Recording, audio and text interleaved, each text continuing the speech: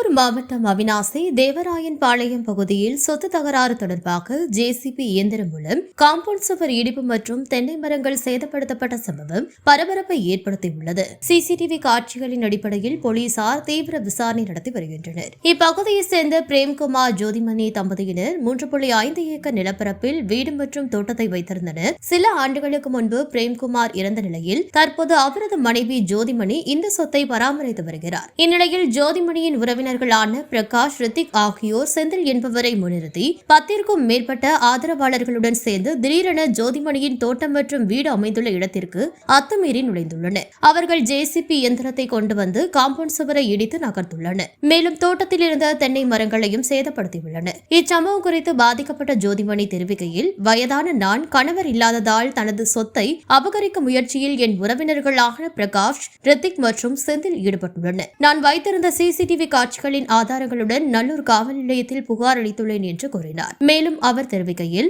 இவர்கள் தோட்டத்திற்குள் அத்துமீறி நுழைந்து காம்பவுண்ட் சுவர்களை இடித்துள்ளனர், தென்னை மரங்களையும் சேதப்படுத்தியுள்ளனர். எனக்கு உரிய பாதுகாப்பு வழங்க வேண்டும். உடனடியாக இச்சம்பவத்தில் ஈடுபட்டவர்களை காவல்துறையினர் கைது செய்ய வேண்டும் என்று கோரிக்கை விடுத்துள்ளார். நல்லூர் காவல் நிலையத்தில் புகார் பதிவு செய்யப்பட்ட நிலையில் போலீசார் சிசிடிவி காட்சிகளை ஆதாரமாக கொண்டு தீவிர விசாரணை நடத்தி வருகின்றனர். சொத்து தகராறு தொடர்பாக இந்த சம்பவத்தில் குற்றம் சாட்டப்பட்டுள்ளவர்களை கைது செய்வது தொடர்பாக போலீசார் நடவடிக்கை எடுத்து வருவதாக அதிகாரிகள் தெரிவித்துள்ளனர். அவனாசி வட்டம் தேவராயம்பாளையம். இது சோதிமணிக்கு சொந்தமான பூமி. மாம்பேர் சத்யவேலு அவர் பிள்ளை கொடுத்தது பிரேம்குமாருக்கு கொடுத்தது. பிரேம்குமார் தவறிட்டா. அப்படி தவறதுக்கு அப்புறம் சோதிமணி தான் ஓட்டிட்டு இருக்கா. அப்படி பூமி பார்த்துட்டு இருக்கா. அப்படி சோதிமணிக்கு 2 குழந்தைங்க இருக்குது. அப்பா அம்மா வயசானவங்க.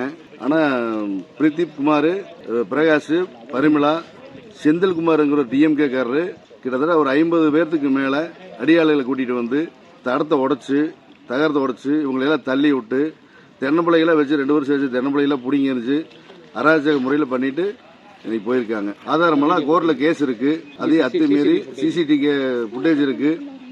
இது எல்லாம் தாண்டி அராஜக முறையில் பண்றாங்க. இந்த குழந்தைகளுக்கு உயிர் பாதுகாப்பு, சோதிமணிக்கு உயிர் பாதுகாப்பு, அவங்க வயசானவங்க, அவங்களுக்கு உயிர் பாதுகாப்பு வேணும். இதே மாதிரி நாளைக்கு இவங்க இதே ஆளுகளை கூட்டிட்டு வந்து இதே மாதிரி செய்ய மாட்டாங்க என்ன நிச்சயம் இருக்கு. எங்களுக்கு உத்தரவாதம் வேணும். சட்டப்படி நடவடிக்கை எடுத்து வேணும்.